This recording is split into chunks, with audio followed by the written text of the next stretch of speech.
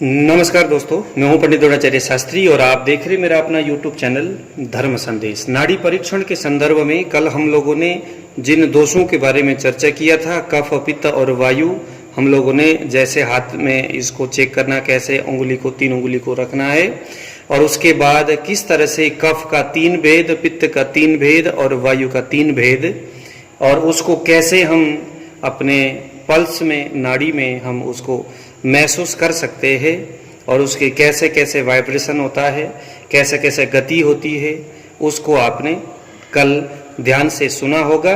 यदि आपने मेरे उस वीडियो को नहीं देखा तो आप तुरंत जाइए मेरे नाड़ी परीक्षण के उस 12वां भाग को देखिए, या संपूर्ण भाग को अगर आप देखेंगे तो प्लेलिस्ट में जाइए, वहाँ जाकर के सभी भाग को आप जरूर पढ़िए, सुनिए, आपको बहुत आनंद आएगा। यदि आप आयुर्वेद के इस क्षेत्र में हो, आप चिकित्सक हो या आप स्टूडेंट हो, तो आपके लिए नाड़ी परीक्षण का यह जो दुर्लभ जो ज्ञान है आपको कहीं मिलेगा नहीं संभवतः। वैसे तो दुनिया में बहुत एक से एक महापुरुष, एक से एक ज्ञानी बैठे हुए हैं। मेरा यह कहना कि ये नहीं मिलेगा तो शायद वो गलत है, लेकिन फिर भी नाड़ी के विषय में जो गहराई है, जो अंदर की जो बातें हैं, जो रोगों को नाड़ी देख कर के, एक तो कफ, पित्त, वात को देखने मात्र यहाँ तक सीमित नहीं है नाड़ी परीक्षण। यहाँ से हमें रोगों को पता लगाना है कि भाई यहाँ ऐसे ऐसे वाइब्रेशन हो रहा है तो कौन सा रोग होने का संभावना है। लेकिन हम जरा स्टेप बाय स्टेप विषयों को और चीज़ों को समझने का प्रयास करते हैं। आइए, कल हमने 3 दोषों को अलग अलग जो गति है उसको जानने का प्रयास किया। आज हम इन दोषों के 5 जो ब्रांचेज है उनको अपने पल्स में कैसे डिटेक्ट कर सकते हैं। जैसे मान लीजिए हमने हमारे इंडेक्स फिंगर के नीचे हमें वायु का पल्स महसूस हो रहा है, हमें मिडिल फिंगर के नीचे पित्त का पल्स महसूस हो रहा है, और हमें रिंग फिंगर के नीचे कफ का पल्स महसूस हो रहा है। ये आप देखिए, जैसे ये हो गया, हमने यहाँ से ऐसे करके पकड़ा, और ये जो है आपका वायु का, ये पित्त का और ये कफ का, तीनों को हमने ऐसे करके रखा। रखने के बाद हमने एकदम डीपली अंदर चले गए, काफ़ी ज़्यादा इसको ज़ोर से दबाया, फिर हल्का सा ऊपर सुपरफिशियली आए, फिर नीचे तक बंद किया। उसके बाद सबसे ऊपर आकर के हम यहाँ पर 3 उंगली से अपने दोषों को देखने का प्रयास करते हैं। तो अभी मेरे केस में मुझे इस उंगली के नीचे महसूस हो रही है, और थोड़ा थोड़ा, चूँकि मैंने थोड़ी देर पहले भोजन किया था तो इस उंगली के नीचे मुझे लग रहा है, क्योंकि भोजन करने के बाद जो है कफ बढ़ता है। ठीक है जी, तो कफ बढ़ने के वजह से मुझे अभी इस उंगली के नीचे महसूस हो रही है, कफ के नीचे। तो आपको भी इसी तरह से आपने भी चेक करना है कहाँ पर आपको महसूस हो रहा है। ये वायु, ये पित्त और ये कफ मैंने पहले वाले काफी वीडियो में बता चुका हूं। देखो, वायु के नीचे, इंडेक्स फिंगर के नीचे यानी तर्जनी उंगली के नीचे आपको पल्स महसूस हो रहा है। अब हमें ये देखना है भाई, वायु तो 5 प्रकार के वायु है। हमारे शरीर के संपूर्ण पैर के नाखून से लेकर के सिर के शिखा तक वायु है। तो उन तमाम अंगों के वायु में से किस स्थान के वायु में वृद्धि गति या मंद गति हो रखा है, जो आपको पल्स महसूस हो रहा है इस इंडेक्स फिंगर के नीचे, वो वायु कौन सा है। यहाँ 5 प्रकार के वायु है: प्राण वायु, उदान वायु, समान वायु, अपान वायु और व्यान वायु। इंडेक्स फिंगर के नीचे हम इस 5 वायु का विश्लेषण करेंगे। ऐसे ही मिडिल फिंगर के नीचे आपको लगा कि भाई यहाँ पर, जैसे कल मैंने जो बताया था, जिस तरह के पित्त के गति मैंने बताया था, उनमें से कौन से गति और किस इस उंगली में अगर लग रहा है, तो पित्त तो चूंकि 5 तरह के हैं। देखो, पाचक पित्त, रंजक पित्त, साधक पित्त, आलोचक पित्त और व्राजक पित्त। तो इन 5 में से कौन सा, पित्त का ये 5 ब्रांचेस है, वायु का ये 5 है, और कफ का ये क्लेदक, अवलंबक, वोदक, तर्पक और श्लेषक, ये कफ का 5 ब्रांचेस है। आपने इन ब्रांचेस के इन विभेद से क्लेदक कफ, अवलंबक कफ, बोधक, तर्पक और श्लेषक कफ, ये 5 कफ हमारे संपूर्ण शरीर में कफ के विविध प्रकार के अलग अलग कार्यों को संपादन करते हैं। तो अब आपको कफ के नीचे पल्स तो लग रहा है, लेकिन शरीर के किस हिस्से में, चूंकि कफ तो यहाँ 5 इसके ब्रांचेस बताया है, तो किस जगह में निश्चित तौर पर कफ अपना वृद्धि या मंद गति से उस शरीर को प्रभावित कर रहा है। तो उससे हमें उस व्यक्ति के शरीर के अमुक हिस्से में अमुक क्रिया हो रही है, वह हम स्पष्ट रूप से डायरेक्टली हम वहां पर जाकर के पता कर सकते हैं। देखो, ये जो चीज है आपको ध्यान से समझना और सुनना चाहिए, आपको बहुत आनंद आएगा। इसको समझने के बाद समझ लो कि नाड़ी परीक्षण का बहुत हद तक आप चीजें सीख लेंगे। इसको समझना कोई बहुत बड़ी तीर मारने जैसा नहीं है, बिल्कुल साधारण सी बात है। देखो, जैसे ये है इंडेक्स फिंगर, यानी कि आपके तर्जनी उंगली, जहां से हम वायु को देखते, इससे पहले वाले आपने वीडियो में देखे ही होंगे। तो वायु के उंगली के नीचे जैसे ये हो गया, ये आपका, ये हमारे वायु वाला तर्जनी उंगली, इंडेक्स फिंगर। तो अब यहां पर देखो, ये उंगली के नीचे सबसे पहले इस भाग में आप, अब मैं जरा इस यहां से समझाना मुझे थोड़ा सा आसान होगा। मान लीजिए ये आपका हाथ है। अब हाथ भी मेरा थोड़ा विचित्र वाला हाथ है। मैं पहले 3 उंगली ही बना रहा था यहाँ पर, फिर बाद में मेरे मिसेज आके कहती है आपने तो 3 उंगली वाला हाथ बनाया। मुझे फिर ख्याल आया, अरे यार हाँ, हाथ में तो 5 उंगली होते हैं। चलो मजाक की बात है। फिर मैंने 2 उंगली यहाँ पर जोड़ दिया। भैया मेरा जो है ये चित्र बनाने का बहुत अच्छा अनुभव नहीं है, बस आप समझ लो, ठीक है। तो ये आपका उंगली के नीचे यहाँ पर जब आप इंडेक्स फिंगर को रखेंगे तो सबसे पहले, यानी कि यहाँ पर, तो ये वाला जो भाग है, यहाँ पर प्राण वायु, ये मान लो कि ये आपका तर्जनी उंगली आपने यहाँ पर रख दिया। और तर्जनी उंगली रखने के बाद सबसे पहले तो आपने 3 उंगली को बराबर रखना है। उसके बाद देखो यहाँ पर 1/3, 2/3, 3, तो 1/3 आपने नीचे यहां तक, देखिए मैंने आपको यहां पर बताया हुआ है।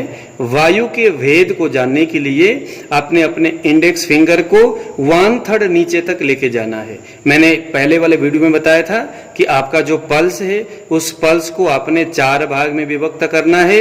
यह आपका सुपरफिशियली हो गया, ये आपका डीप हो गया, जन्म प्रकृति यहां से देखना है। यहां से आपने आपका धातु का ये लेवल है, यहाँ से धातु को चेक करना है। यहाँ पर आपने दोषों के भेद को देखना है, ये आपका सुपरफिशियली हो गया। यहाँ से आपका दोष विकृति यहाँ से आपने देखना है।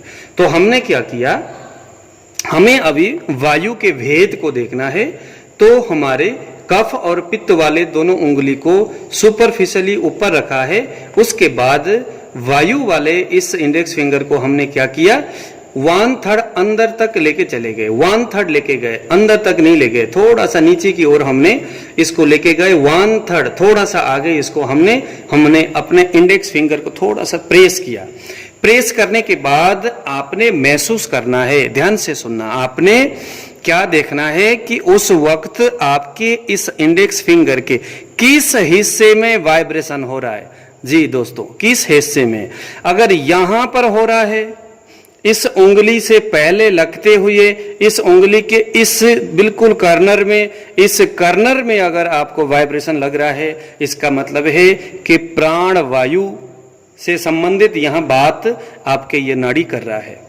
अगर यहां पर, अब ये सेंटर नहीं है, सेंटर तो ये है, तो सेंटर से थोड़ा सा इधर अगर वाइब्रेशन होता है तो यहां पर उदान वायु के बारे में यह नाड़ी बता रहा है या निर्देश दे रहा है। अगर इस जगह में उदान से लेकर के इस कॉर्नर के बीच में अगर वाइब्रेशन आपको यहां पर अगर आपको वाइब्रेशन हो रहा है तो यहां समान वायु आपने ध्यान रखना है। और अगर इस कोने में यानी मिडिल फिंगर से पहले लगते हुए इंडेक्स फिंगर के इस कोने में, इस पॉइंट में बिल्कुल भी अगर यहां पर वाइब्रेशन आपको महसूस होती है तो यह आपका अपान वायु है। और क्योंकि व्यान जो है सर्व शरीरगत, हमारे संपूर्ण शरीर में व्यान वायु का प्रभाव होता है।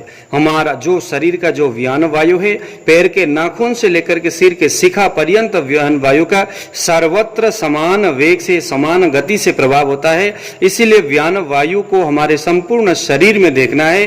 तो व्यान वायु अगर यहाँ पर सब जगह समान भाग से वाइब्रेशन आपको महसूस होती है, एक समान सभी जगह अगर महसूस होता है, इसका मतलब है कि व्यान वायु से संबंधित यहाँ बातें हो रही है। बिल्कुल सिंपल से इस उंगली को आप यहाँ पर टच कर लो। टच करने के बाद देखो इसके आप 4 हिस्सा कर लो, 1 हिस्सा, 2, 3, 4।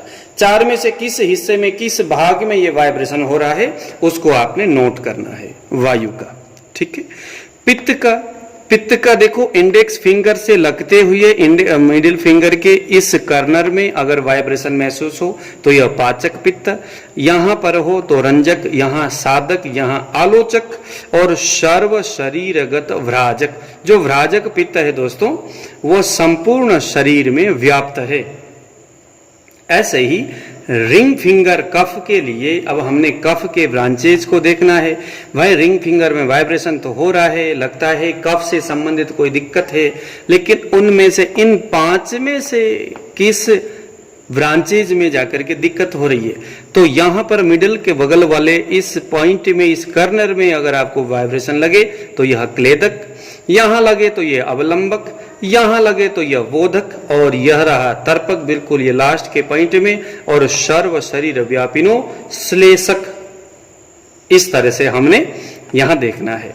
अगर वायु के बारे में हमने वायु के 5 ब्रांचेज को अगर हमने यहाँ पर चेक करना है तो वायु को हमने 1/3 लेके जाना है। पित्त को अगर हमने देखना है ब्रांचेज तो वायु को ऊपर रखे, पित्त को हमने 1/3 लेके आना है, तो कफ और वायु सुपरफिशियली ऊपर वाले सतह में रहेंगे और पित्त जो है 1/3 ये दूसरे वाले सतह में आ जाएगा।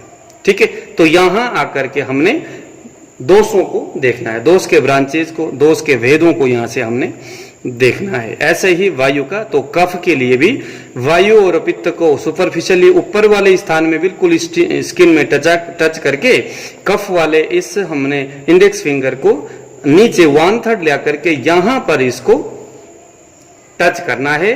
तो उसके बाद वहां पर जो भी चीजें महसूस हो, जहां पर भी वाइब्रेशन, उस उंगली के जिस भाग में 1, 2, 3, 4, 1, 2, 3, 4, ठीक है।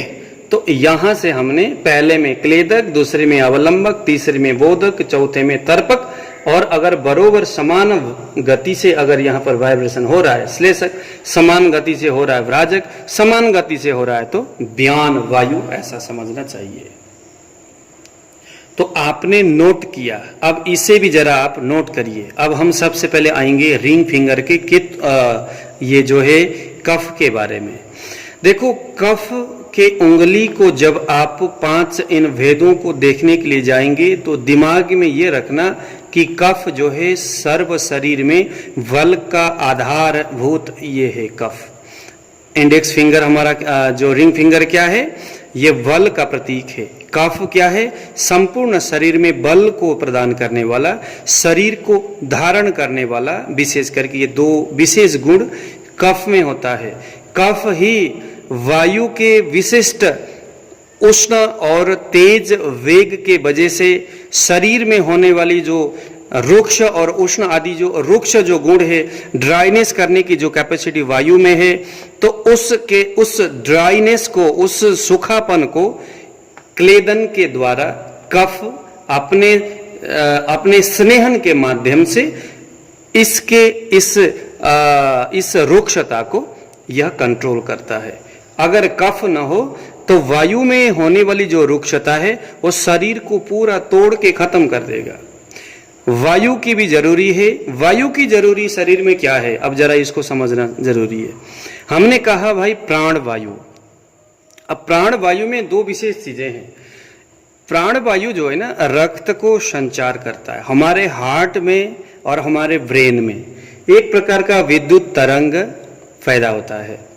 उस विद्युत तरंग इतना तीव्र वेग से विद्युत तरंग जो होता है, उसके उसी तरंग के वजह से ब्लड सर्कुलेशन व्यान वायु के माध्यम से हमारे शरीर के प्रत्येक शिराओं में रक्त का संचार होना, ज्ञान और तंतुओं के अंदर हार्मोन्स और ब्लड और दूसरे चीजों का प्रसारण होना, ठीक है ना। यह क्या करता है, प्राणवायु का मुख्य काम है। प्राणवायु एक प्रकार का, लगा लो कि एक विद्युतीय ऊर्जा जैसा है प्राणवायु। संपूर्ण शरीर में प्राणवायु व्याप्त है। प्राणवायु वैसे तो हृदय और मस्तिष्क में इसका मुख्य कर्म है। तो प्राणवायु के विकार अगर होता है, अगर आपको लगता है भाई प्राणवायु में इसका यहाँ पर वाइब्रेशन हो रहा है, इसका मतलब है कि इसके जो विद्युत संरचना है, विद्युत प्रकरण जो शरीर में हो रहा है, चाहे मस्तिष्क में हो चाहे हार्ट में हो, उसमें कहीं ना कहीं डिसबैलेंस है। इसकी वजह से इसका रक्त संचार शरीर में सही तरीका से नहीं होगा, क्योंकि जैसे जैसे विद्युत तरंग तीव्र गति में और एक मेंटेन के साथ होगा, वैसे वैसे व्यान वायु, इस प्राणवायु के द्वारा प्रदान किया गया जो विद्युत तरंग है उसको एक्सेप्ट करके व्यान वायु रक्त संचार पूरे शरीर में कर देता है। अगर प्राणवायु में महसूस हो रहा है आपका पल्सेशन, तो इसका मतलब है कि समझ लो कि इसके हृदय में कुछ अनहोनी हो रहा है, हृदय से संबंधित कुछ विकृत गतियां हो रही है और इसके मन में भी कुछ विकार उत्पादन हो रहा है।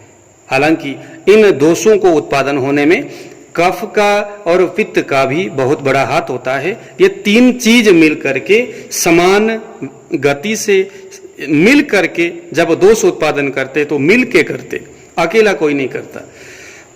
और जो कुछ शरीर के लिए अच्छा करना होता है तो ये तीनों ही मिल करके कुछ ना कुछ करते अच्छा ही। तो यहाँ पर हम सिर्फ ये बता रहे, कफ और पित्त के संयोग हो और प्राण वायु अगर खराब हो तो एक तो हृदय में वेदना देगा या हृदय से संबंधित कुछ चीजें जो खराब करेगा। दूसरी बात है कि उसके मन आक्षेप उत्पन्न होगा। जितने भी जो मिर्गी के जो पेशेंट है, क्योंकि मेरे पास तो तकरीबन एपिलेप्सी के पेशेंट आते हैं और मैं स्टडी भी उन्हीं में करता हूं, तो उनके जो है यहाँ पर प्राण वायु में और व्यान और समान वायु में कहीं ना कहीं मुझे कुछ नेगेटिव वाइब्रेशन मुझे महसूस होती है। तो ये प्राण वायु के वजह से होता है। अब जो है मैंने आपको बताया व्यान वायु सर्व शरीर, संपूर्ण शरीर में व्यान का जो है अपना प्रभाव होता है। रक्त में संचार करना, ज्ञान तंतु से सर्व शरीर का संरक्षण करना, ये व्यान वायु का काम है।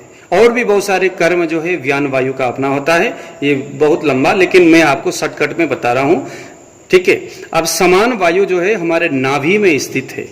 नाभि में स्थित जो समान वायु, उसका काम क्या है, धातु का सबसे बड़ी जो है धातु का परिपाक करना, रस का उत्पादन करना, रसों को प्रेषक करना और विविध प्रकार के जो धातु है, मल है, दोष है, उनका परिपाक करना विशेष समान वायु का काम है। अब देखो ना, संस्कृत में भी बहुत अच्छा बताया हुआ है समान वायु के लिए, रसम समम नयति सम्यक प्रकारेण नयतीति समानम, यानी कि सभी रसों को एक निश्चित गति से लेकर के आगे बढ़ना, उसका परिपाक करना, उसको सही सही जगह में पहुंचाना, उत्पादन करना, उसको भेजना और उसका परिपाक करना, यह सभी कार्य कहीं ना कहीं अलग अलग रूप से समान वायु ही उसका संपादन करता है।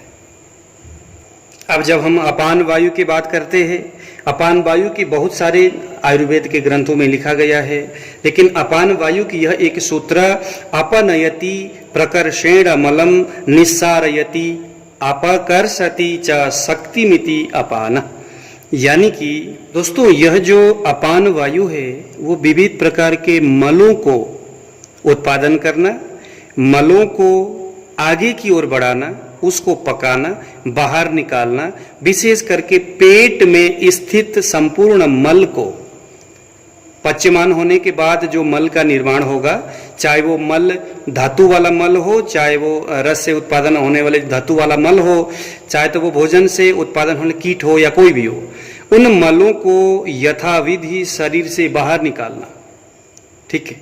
यह और ऐसे शक्तिशाली इस क्रिया को करने वाले उसको हम अपान वायु कहते हैं। अगर अपान वायु खराब हो जाए तो क्या होगा? अगर ये अपान वायु खराब हो जाता है तो हमें डायरिया, कॉन्स्टिपेशन, कोलाइटिस, पेट में दर्द और पीरियड में प्रॉब्लम, प्रोस्टेट ग्रंथियों में वृद्धि का होना, ये सारे जो है ना, ये कॉन्स्टिपेशन से यानी कि छोटी और बड़ी आंतों में होने वाली विविध प्रकार की दिक्कतों से जो समस्याएं उत्पन्न होती है वो सारे आपके अपान वायु के खराबी से हो सकता है। इसी प्रकार दोस्तों जब हम पित्त के बारे में देखते हैं तो यहाँ पर पित्त जो है, पाचक पित्त सबसे पहले आ जाता है, जो अमाशय में स्थित है और वो पक्वाशय में और अमाशय के बीच में रहता है। भोजन को पचाना, रस, मूत्र, मल को अलग करना, धातुओं का परिपाक करना पाचक पित्त का काम है। ऐसे रंजक जो है वो लिवर में स्थित है और रंजक का मुख्य काम क्या है कि अमाशय से आने वाला जो रस है उस रस को रंजन करना, उसको ब्लड में रूपांतरित करना, उस रस को लाल कर देना, यानी ब्लड बनाना रंजक पित्त का काम है। नहीं सिर्फ ब्लड ही नहीं बल्कि हमारे शरीर में मल हो गया, यूरिन हो गया, पसीना हो गया, बाल हो गया, ये सभी चीजों को कलर करने का काम, रंग करने का काम रंजक पित्त का है। आपने देखे होंगे पांडु रोग, तो पांडु रोग में जो पीलापन जो है वो इसी रंजक पित्त के खराबी होने से होती है। जब हम साधक पित्त के बारे में बात करते हैं तो साधक पित्त जो है हमारे चेस्ट में रहता है, यानी हृदय में रहता है। यह जो है ना मन की जो गति है, सात्विक, तामस और राजस, तो यह जो साधक पित्त जो है तमोगुण को दूर करने में और मेधा और ज्ञान को बढ़ाए रखने में और विशेष करके हृदय में किसी प्रकार के कलुषित उत्पादन न हो, इसमें साधक पित्त का बहुत बड़ा कार्य होता है। अगर साधक पित्त बिगड़ जाता है तो सबसे बड़ा जो है ना अनिद्रा हो गया, आलस्य हो गया, ये सारे चीजें साधक पित्त के खराबी से होता देखा गया है। और उसके साथ साथ हृदयगत बीमारी जितनी भी है ना, और एंजिना पेक्टोरिस एक हृदय पीड़ा है, यह भी इसी साधक पित्त के खराबी से होता है। याददाश्त की कमजोरी, बिल्कुल याददाश्त खो जाना, यह भी साधक पित्त के बढ़ने से होता है। वृद्धि नाश, बहुत ज्यादा गुस्सा आना, उदासीपन, और सबसे बड़ी बात साधक पित्त के खराबी से या डिसबैलेंस से एक इंसान में निर्णय लेने में बहुत ज्यादा असक्षम, ये साधक पित्त के खराब होने से, डिसबैलेंस में आ जाने से होता है।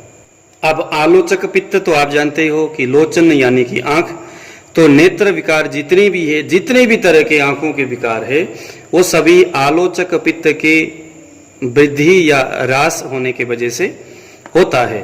तो आपको लगा कि देखो जैसे पित्त का मिडिल फिंगर है और फिंगर के यहाँ पर बिल्कुल वाइब्रेशन हो रहा है, यानी कि इसके आंखों में कुछ गड़बड़ हो रही है, आलोचक पित्त में यहाँ पर नजर आ रहा है। तो ऐसे हम स्पष्ट इसको देख सकते हैं। तो ऐसे ही कफ के बारे में सबसे पहले जो है यहाँ पर आपका ये क्लेदक कफ है। क्लेदक कफ का कार्य क्या है इसको जानना जरूरी है। देखो जो है ना क्लेदक जो है, क्लेदक कफ जो है यह कफों का सबसे बड़ा राजा है। पाचक पित्त पित्त का राजा है और प्राण वायु का सबसे बड़ा राजा है। अगर प्राण वायु बिगड़ता है तो बाकी के वायु अपने आप धीरे धीरे बिगड़ना शुरू हो जाएगा। पाचक पित्त बिगड़ेगा तो बाकी के पित्त भी फिर बिगड़ना शुरू होगा, क्योंकि पाचक पित्त से ही रंजक, साधक, आलोचक, व्राजक में या पाचक से ही बल मिलता है। तो पाचक बिगड़ा सारे बिगड़ गए, पाचक सुधरा सारे सुधर गए। इसीलिए पित्त को विरेचन के लिए कहा गया है, क्योंकि पाचक पित्त जो है हमारी छोटी आंत के, हमारी जो अग्न्याशय है उसके जस्ट बगल में, उसी के आसपास में पाचक पित्त रहता है। ठीक है, अमाशय में रहता है, या अमाशय और पक्वाशय के आसपास में उधर ही रहता है पाचक पित्त। तो जब हम विरेचन करते हैं तो छोटी आंत से जाकर के उधर बड़ी आंत से होते हुए फिर छोटी आंत साफ हो जाता है। तो पाचक पित्त से बिगड़ने की जो टॉक्सिन वगैरह जो है वो जल्दी वहां से फिर डिटॉक्सिफाई हो जाता है। क्लेदक कफ का काम क्या है जरा इसको भी समझते हैं। जैसे कि आहार का सबसे पहला पचन क्रिया करने का जो कर्म है वो क्लेदक कफ का है। अमाशय में सबसे पहले जब भोजन पहुंच जाता है तो वहां पर सबसे पहले भोजन का पाक होता है। अच्छा एक चीज मैं आपको और बताऊं कि सबसे पहले जब भोजन करने के बाद लोगों को आलस्य या यूं है कि थकावट या नींद क्यों आती है? तो इसका कारण ये है कि अमाशय में होता है क्लेदक कफ। क्लेदक कफ, क्लेदक क्या है कि उस अन्न को पूरा कफ से उस अन्न को पूरा भर देता है, क्लेदन कर देता है उसको। तो फिर वहां पर पाचक पित्त और क्लेदक कफ ये दोनों मिलकर के उस अन्न को सबसे पहले अमाशय में तोड़ के पकाने के कार्य वहां पर शुरू हो जाता है। तो पकने के बाद वहां पर मधुर रस उत्पादन होता है। अब मधुर रस जो है वो कफवर्धक है, शीतल है। शीतलता और कफवर्धन होने के वजह से भोजन करने के बाद पाचक और क्लेदक कफ के वजह से, पाचक पित्त के वजह से इंसान में सुस्ती, आलस्य और निद्रा, क्योंकि यह कफ का प्रतीक है, कफ का सिम्टम्स है, क्योंकि वहां पर मधुर रस उत्पादन हो रहा है और शीत द्रव्य उत्पादन, शीतल द्रव्य वहां पर पकने के बाद उत्पादन हो रहा है। इसीलिए क्लेदक कफ का काम क्या है? जब क्लेदक कफ जब अपना कार्य शुरू करता है तो इंसान को फिर थोड़ी सी नींद आती है, ऐसा हम कह सकते हैं। अब आप पूछोगे भैया अगर क्लेदक कफ वृद्धि या खराबी हो जाए तो क्या होगा? तो क्लेदक कफ चूंकि हमारे पाचन का कार्य करने वाला है, जब पचन नहीं होगा तो अग्निमंद होगा, मंदाग्नि होगी, भूख नहीं होगा, अरुचि होगा। तो क्लेदक कफ की खराबी से यही होगा। तो देखो रिंग फिंगर के फर्स्ट यहाँ पर वाइब्रेशन होता है, तो क्लेदक कफ समझो। अगर उसके पल्स में कमजोरी आ रही है तो यहाँ क्लेदक कफ की कमी या वृद्धि होने की वजह से इसको आप कह सकते हैं कि आपको मंदाग्नि का प्रॉब्लम है। अरुचि है यानी कि आपका आम वृद्धि हो रही है, ठीक है। यहाँ क्लेदक के वजह से आम का उत्पादन हो रहा है, क्योंकि मंदाग्नि और अरुचि यह यहाँ पर पैदा कर रहा है। उसके बाद आता है अवलंबक कफ। अवलंबक हमारे चेस्ट यानी हृदय और छाती है ना, हृदय में ये निवास करता है। प्राणवायु और साधक पित्त, देखो प्राणवायु और साधक पित्त इनके साथ मिलकर के अवलंबक कफ अपना कार्य करता है। कार्य क्या करता है कि इन दोनों के साथ या इनको सहायता देते हुए हृदय में सात्विक भाव उत्पन्न करता है। तो अगर अवलंबक कफ खराब हो जाए तो रोगी में एक तो हृदय रोग होगा, उसके हृदय में वेदना होगा, हृदय में भारीपन होना, हृदय से संबंधित चीजें उसमें दर्द वगैरह होगा। और सबसे बड़ी बात है कि उसको मानसिक रोग भी हो सकता है, ठीक है, क्योंकि ये सात्विक भाव उत्पन्न कर रहा है। अगर उसके मन में अगर तामसिकता, अगर इसके कमजोरी होने से सात्विक भाव तो उत्पन्न नहीं हो रहा है, तो सात्विक उत्पन्न न होने का मतलब है तामस भाव उत्पन्न हो गया। तामस भाव उत्पन्न मन में होते ही मानस रोग उसमें हो जाता है। और सबसे बड़ी बात, जब मानस रोग से विकृत हो जाता है कोई आदमी, किसी आदमी का जब मन विकार युक्त हो जाता है तो उसके शरीर में दोस्तों अंततोगत्वा आलो इसी अवलंबक कफ के वजह से उसमें ओज की कमी है ना, निस्तेज होना, खुद को बहुत कमजोर समझना, खुद को गिरा हुआ समझना, दूसरों के सामने अपने आप को बिल्कुल अनफिट समझना, ये अवलंबक कफ की खराबी का सबसे बड़ा लक्षण है। उसके बाद आता है दोस्तों बोधक कफ। बोधक कफ हमारे जीभ में निवास करता है। जीभ में निवास करके जीवा में रस ज्ञान, जो रस का जो ज्ञान है उसका ये उत्पादन करता है बोधक। तो इसकी खराबी से मान लो कि यहाँ आपको वाइब्रेशन लग रहा है और मंद अवस्था में है, वो तो आपको पता चलेगा तीव्र अवस्था या मंद अवस्था। मेरे पहले वाले वीडियो में मैंने आपको बताया तीव्र गति कहाँ से पता चलेगा, मंद गति कैसे पता चलेगा। मान लो कि अगर यहाँ पर बोधक कफ है और यहाँ पर तीव्र गति हो रही है तो इसको सबसे पहले तो एलर्जी होगा, शरीर में एलर्जी होगा, मोटापा भी बढ़ेगा, क्योंकि जीभ में स्वाद तो हो ही नहीं रहा है, तो चीजें वो जीभ मर्जी खा रहा है, खाए हुआ चीजें पच नहीं रहा। जब स्वाद नहीं होगा तो फिर पाचन क्रिया भी सही तरीके से नहीं होता। तो बोधक कफ के वजह से अपच होने के कारण या स्वाद न मिलने के वजह से खाए हुआ भोजन सही तरीके से पचन क्रिया नहीं होगा। क्योंकि आयुर्वेद में लिखा गया है कोई भी भोजन जब हम खाते हैं तो उसका स्वाद का आस्वादन करते हुए भोजन करनी चाहिए, क्योंकि बोधक कफ खराब हो गया, स्वाद का आस्वादन नहीं हो रहा है, तो यहाँ फलस्वरूप हमें मोटापा बढ़ेगा। सबसे बड़ी बात, उसके बाद यहाँ पर हमें आलस्य होगा, क्योंकि इसमें टॉक्सिन वगैरह निकलेगा, आम का उत्पादन होगा। फिर यहाँ से हमें मधुमेह, डायबिटीज भी होगा, क्योंकि उसका फिर अग्न्याशय खराब हो जाएगा, ठीक है। तो यहाँ पर डायबिटीज भी होने की संभावना है। ठीक है, तो इस तरह से हमें बोधक कफ। अब तर्पक कफ का काम क्या है, इसे भी आपने समझना जरूरी है। सबसे पहले हम जानेंगे तर्पक कफ हमारे मस्तिष्क में रहता है, जहां पर प्राण रहता है वहीं पर तर्पक कफ भी रहता है। तर्पक कफ का काम सो है वो सिर में स्थित रहते हुए बुद्धि का, स्मृति का, मन का तर्पक करना है। इस तर्पक कफ के वजह से ही हमारा बुद्धि, हमारी स्मृति जो है वो यथावत बना रहता है। जिनका तर्पक कफ संतुलित अवस्था में होता है वो बहुत बुद्धिशाली होता है, पढ़ने लिखने की चाह उसमें होती है, स्मरण शक्ति याददाश्त बहुत तेज होता है।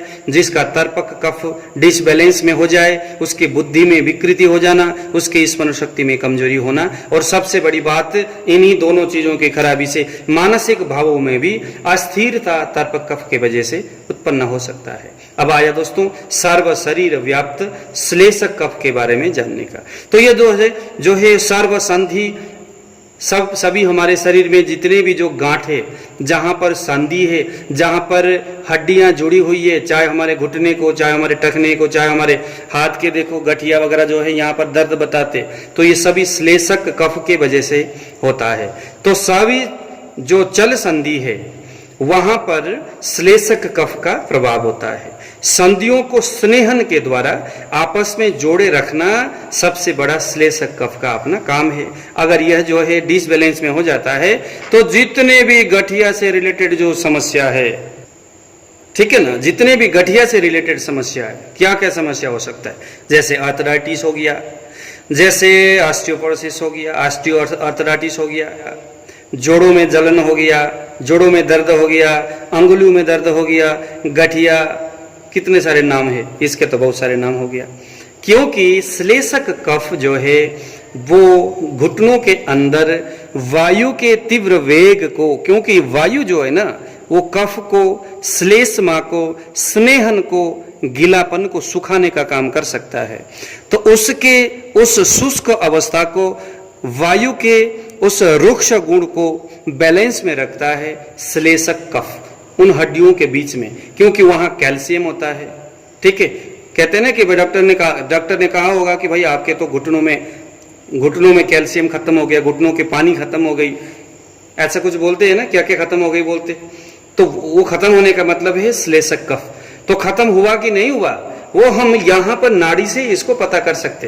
कैसे होगा, अगर श्लेषक कफ, किसी को गठिया का प्रॉब्लम है तो उस रोगी को देखना कफ के नीचे आप जब 1/3 वहां पर जाओगे तो इस उंगली के समान भाग से या थोड़े थोड़े कहीं कभी यहाँ कभी यहाँ कभी यहाँ कभी यहाँ, इस तरह से आपको यहाँ पर वाइब्रेशन नसों में, इस आर्टरीज में आपको महसूस होगा। तो समझ लेना चाहिए कि यह जो है श्लेषक कफ में कहीं ना कहीं दिक्कत बरकरार है, दिक्कत बना हुआ है। तो दोस्तों आज का मेरा वीडियो बहुत लंबा हो चुका है। आने वाले समय में हम धातु के विषय में आगे विस्तार से इसी तरह से समझाने का प्रयास करूंगा। दोस्तों आप मुझे बस कमेंट करके बताते भी चलो कि आपको कहां पर क्या चीजें समझ में नहीं आ रही है, क्योंकि मैं फिर आपके उन कमेंट्स को पढ़ के मैं उसी के हिसाब से आपको वीडियो बना करके बताने का, दिखाने का और समझाने का प्रयास करूंगा। तो शायद आपको आज के नाड़ी परीक्षण के 13वां भाग जरूर समझ में आया होगा। दोस्तों मैं एक आयुर्वेद मैं एक संस्कृत का स्टूडेंट हूँ, मैं आचार्य हूँ, लेकिन मेरा व्याकरण और साहित्य से मैंने आचार्य किया हुआ है संपूर्णानंद वाराणसी से, और मैं तब से आज तक पढ़ता ही रहता हूँ। ये तो हमारे गुरुजी की कृपा है। हम लोग बस बचपन से गुरुकुल में भी हम लोग आयुर्वेद को पढ़ते थे, तो आज भी हमें, क्योंकि ये बहुत आनंद लगता है, बहुत अच्छा लगता है आयुर्वेद को पढ़ना, और कोई समझने वाला, सीखने वाला मिल जाए तो उसको बैठा करके सिखाने में आनंद आता है। तो यदि आप भी विशेष करके नाड़ी परीक्षण को सीखना चाहते हो तो आप धीरे धीरे हमारे इस वीडियो को देखते जाइए। जहां आपको समझ में नहीं आता आप कमेंट करके मेरे से आप पूछ सकते हैं। तो यहाँ पर इस नाड़ी परीक्षण के इस दोष धातु के जो ब्रांचेज है, इन कफ पित्त वायु के जो 5 जो भाग है, जो ब्रांचेज है, उनको समझने में अगर कहीं आपको दिक्कत हो रही है तो आप जरूर मुझे इसके बारे में समझाइए। वैसे इसको समझने में कहीं भी दिक्कत नहीं है। आप प्राण वायु का और क्या क्या काम हो सकता है, उदान वायु का, क्योंकि अगर हम प्राण वायु के विषय में समझाने लगे तो पूरा एक वीडियो ही वही खत्म हो जाएगा। तो मैंने आपको सूक्ष्म रूप से दोषों के बारे में समझाने का प्रयास किया। आप गूगल से या बुक से या दूसरे किसी गुरुओं के माध्यम से इन दोषों को, इन वायु के 5 भेद, पित्त के 5 भेद और कफ के इन 5 भेदों का विस्तृत शरीर में क्या क्या काम हो सकता है और भी क्या क्या विस्तार पूर्वक इसको आप जान सकते हो, दूसरे माध्यम से आप इन्हें जरूर सीखें। लेकिन दोषों को देखने का यही पद्धति है। दोस्तों आज मुझे दे दीजिए विदा। जय श्री राम।